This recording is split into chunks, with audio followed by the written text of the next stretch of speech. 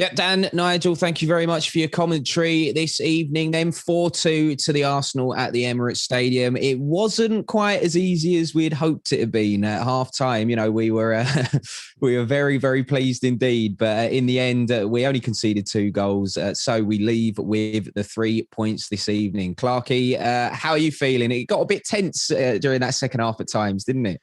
A win's a win, Nick. You've got to be happy. It's still a very, very good result. I know that a lot of the supporters are frustrated at the second half. Just, 1 or 2 lapses there that allowed Leeds to come back into it.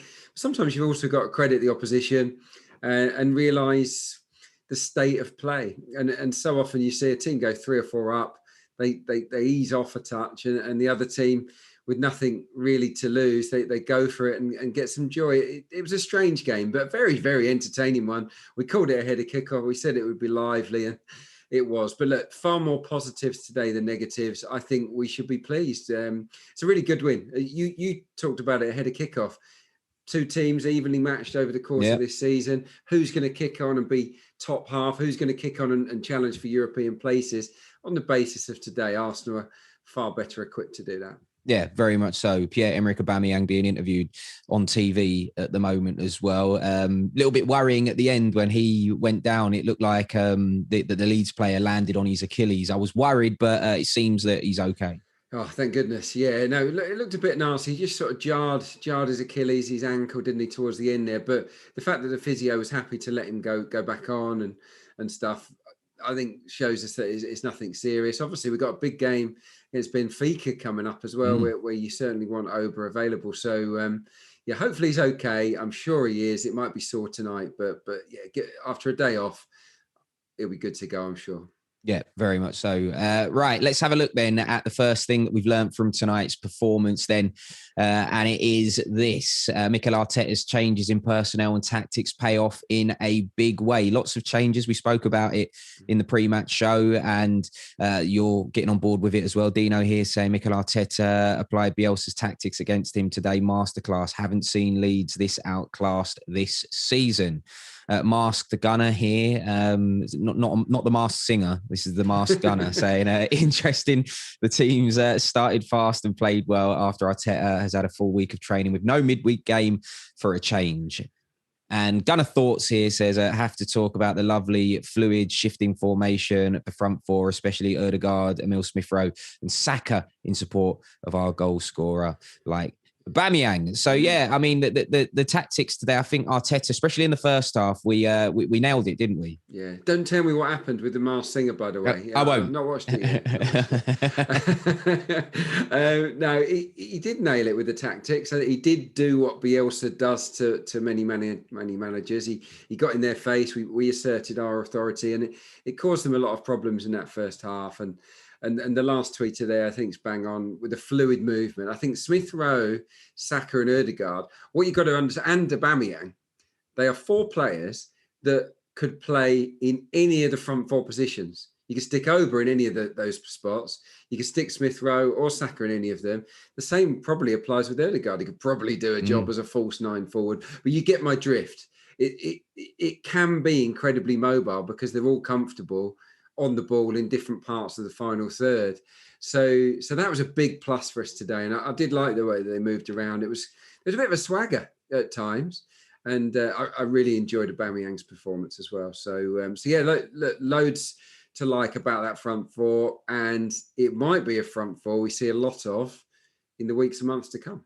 Yeah, very much so. I mean, just a word on Gabby Martinelli then, because obviously he'll be looking at this like with a tinge of disappointment, I guess, and Alex Lacazette, because Martinelli, when he came back into the team, he didn't really do anything wrong, and then he suffered an injury in warm up, and that's kind of seen him frozen out. And then Alex Lacazette didn't get a shot today, and we go and score 4 goals. So although those 2 will be happy that the team have done well, is there a little bit personally from their perspective where they're like, it just makes it more difficult for us? They'll be hurting, yeah. Martinelli and Lacazette will be gutted tonight. Even though Arsenal have won, they'll be feeling a little bit sorry for themselves, I'm sure. But they've got to channel that and use it to make sure that the next time they play, they really do catch the eye. It's as simple as that. Football's a ruthless business. I did feel sorry for Martinelli in particular, because when they made the change for Smith Rowe, I thought it was a good chance really to give Martinelli a run out. And obviously Willian came on. We've seen a lot of Willian this season, and he's not really, impressed greatly. I thought that was a chance for Martinelli to come on. What Martinelli's got to do is show Arteta how that he can be really intelligent with his movement as well. We know he'll work hard. We know that he'll be positive and direct and give us great energy. But is he going to be fluid and intelligent with his movement like those other guys are? I think he can be, but I think he's just got to prove that to Mikel Arteta moving forward. As for Lacazette, look, he'll get more chances. But today was Auba's day. Yeah, I was going to say Martinelli. He's only young. He's got plenty of time. But I mean, when you got the likes of, Ødegaard's only young, Smith Rowe very young, Saka very young. There is no only young anymore. What next? We're putting kind of 12-year-olds into play. Look, how many other teams around the country have a collection of players 22 or under, like Arsenal do, that are really, key members of the team? It's exciting. And it's obviously lots and lots of negatives so far this season. Hasn't gone to plan, but that is a big tick. It is young players coming to the fore. You have to say that next season, okay, it's famous last words, but next season, those players should be even better, which is great. Yeah, very much so. Right, let's have a look at the second thing that we've learned from tonight's performance then, and it is this. AUBA has a signature performance playing as our central striker. We've been waiting a long time for it, as of many Gooners. Josh here saying Aubameyang at 9, focusing on getting on the end of things. Combination of 3 attacking midfielders and wingers behind him. Move the ball to those 3 players quickly, and suddenly your striker is in the game a whole lot more. Has to be the blueprint now. Joe here saying, as I and many others have said before, getting Aubameyang into central areas surrounded by technical quality and creators will guarantee goals. I'm happy he is proving to people that he can play as a centre forward. Clarke, it's something that we've been looking for ages. Loads of people were banging the drum. AUBA needs to play through the middle. Like I said, I think it was in the pre-match show.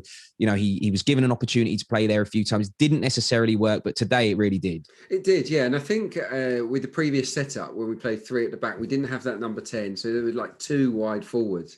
And then there was a big hole. And I think that if Aubameyang plays in that system, he can look very, very isolated. But if we are playing inside the opposition half and we've got good quality possession and sharp movement, really sharp movement, I think that's the key to creating space, which then creates space for AUBA to run into. That's the key. And he had the right 3 behind him today. And he thrived on it, didn't he? And we saw him as much on the left as we do when he's on the left at times. He created a chance for Ødegaard second half by running in from that side. He scored his goal from that side. But I liked his performance today. He looked really at it. I think it was Josh there who tweeted, said he's concentrating on getting on the end of things rather than being preoccupied about joining in with the attacks and bouncing passes off. And that's very, very true. He didn't really have much interest in that, and we didn't need him to do that today. So, it was the right type of game for AUBA to play up top. And I'm just chuffed for him that he got 3. It should have been 4, in my opinion. He hit the post. It could have been 5. Yeah. He hit the post with a lovely curler, and he should have had that penalty. So it could have been an absolute landmark day for him. As it happens, he's still got a match ball. I'm devastated because I know I keep going on about it, but I know people in my fantasy league will have Aubameyang in there, and it's just going to blow me away. I thought having Gundogan yesterday was the one for me, but here we go. Anyway, let's have a look at the third and final thing that we've learned from tonight's performance then, and it's this: second half lapses in concentration made the game closer than it should have been, and that's for sure. When you're an Arsenal fan, you need that 2-goal cushion to feel comfortable. Kieran here saying great aggression and creativity in the first half, exactly what we wanted to see. However, need to work on continuing to maintain that throughout and not letting players run through.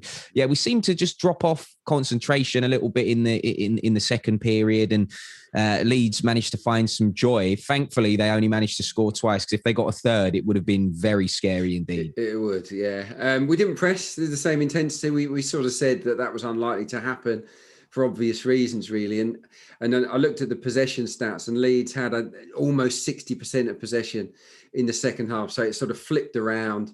They pushed us back. Definite lapses in concentration. Obviously, Saka sort of let Street go a little bit too easily. I think I would like him to sort of put a block in there, but I don't want to be too harsh on him for the goal from the corner. There was definitely a switching off of focus from Hector Bellerin for the second goal. He lets the winger get in behind him, and from there they score. So it's just one or two little bits of intensity that we missed second half, and that comes because you're 4-0 up. It's human nature, unfortunately, but the very best teams don't let that happen too often. They go for the 5th and the 6th, and they say, no, whatever happens here, you're not scoring. And Arsenal haven't quite got that mentality at the moment. They were sort of daydreaming a little bit in the second half, but also Leeds stepped it up. I think you have to give credit. They'd had the old rocket from Bielsa, make no mistake, and they came out like I expected them to come out from the first whistle. So it wasn't a huge surprise to me what happened. Yeah, Bielsa made changes as well, didn't he? So that's obviously going to affect things and the flow of the game too. Right, question of stats then. Before we wrap things up, we do this every Premier League game. Me, Clarke, and Dan Roebuck, we're given a stat and we have to try and guess or closest to the flag wins.